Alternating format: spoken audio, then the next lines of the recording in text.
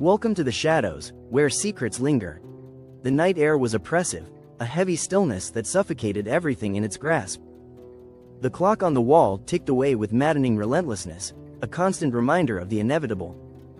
The room, despite the flickering warmth of the fireplace, felt icy, as if the very chill of fear had seeped into its walls. She perched on the edge of the couch, her hands clenched into fists in her lap, as if she was physically holding herself together. Her eyes gleamed with a mixture of anxiety and determination, a sense of foreboding hanging precariously in the balance. Her gaze pierced through the darkness, seeking answers, or perhaps solace. He stood silhouetted against the moon's gentle glow, his words still lingering, a palpable ache in the air. The fragile bond between them seemed to tremble, as if the very fabric of their relationship was unraveling. "I'm sorry," he whispered, his voice barely audible, yet heavy with regret. She winced, as if the words themselves had the power to inflict pain. "How can you say that?" she asked, her voice trembling, yet infused with a quiet resilience. "How can you claim it wasn't meant to happen when you allowed it?" He turned to face her, and the raw emotion in his eyes caught her off guard. His expression was a mirror of her own turmoil, a reflection of the shattered dreams and broken trust that now lay between them. The words hung in the air, a hollow attempt to salve the anguish that ravaged her heart. "It wasn't a choice," he protested, but she cut him off, her voice rising like a crescendo. "You didn't stop it," she accused, each word a razor-sharp blade. "You didn't stop yourself." The silence that followed was oppressive, heavy with unspoken truths, hidden fears, and regrets. She rose from the couch, her legs trembling beneath her, and took a step closer to him. "You promised me," she whispered, her voice cracking. "You promised me I was enough, that I was your everything." Her gaze faltered, unable to finish the thought. The pain in her chest was suffocating, an ache that seemed endless. He pleaded, "I didn't stop loving you," his voice laced with desperation, but she knew that something had shattered, something that could never be made whole again.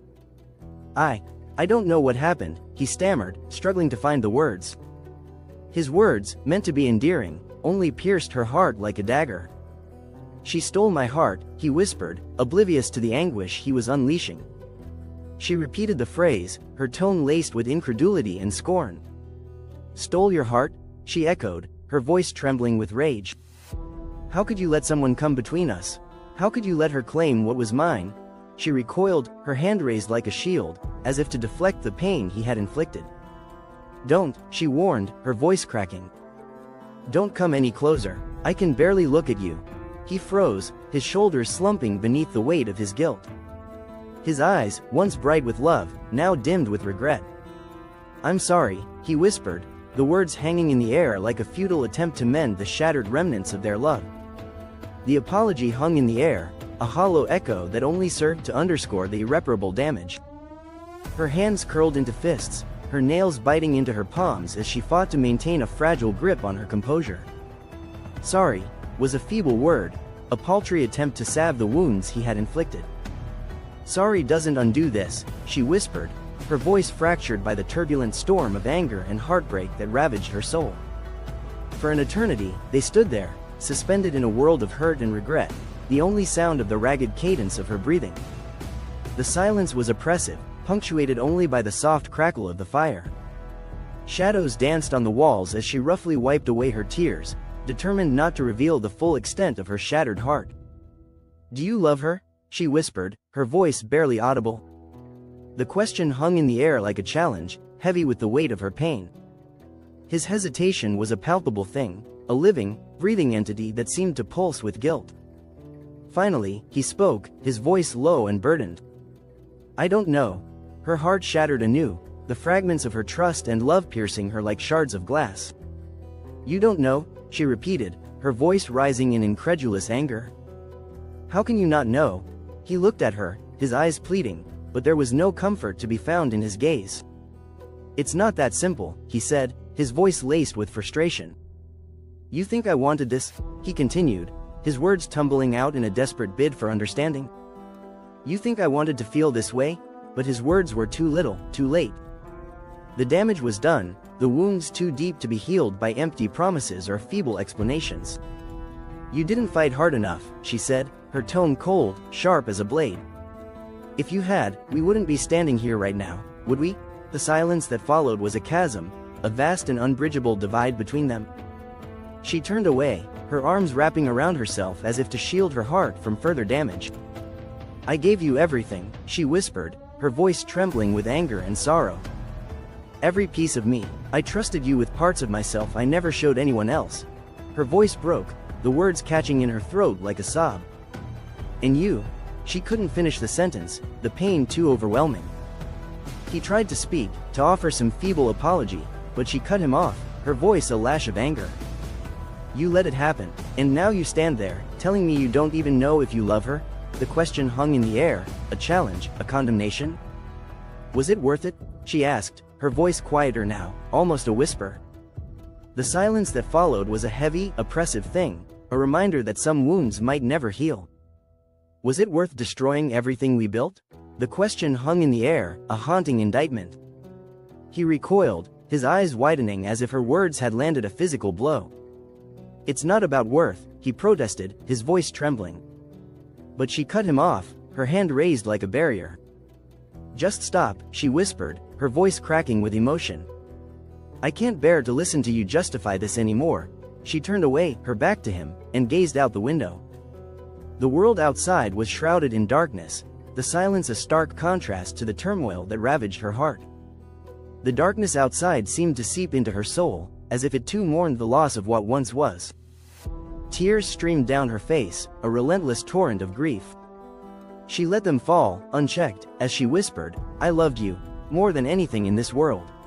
I thought you were my forever. But now, the thought of forever seemed like a cruel mockery. She paused, taking a shaky breath, as if the words themselves were suffocating her.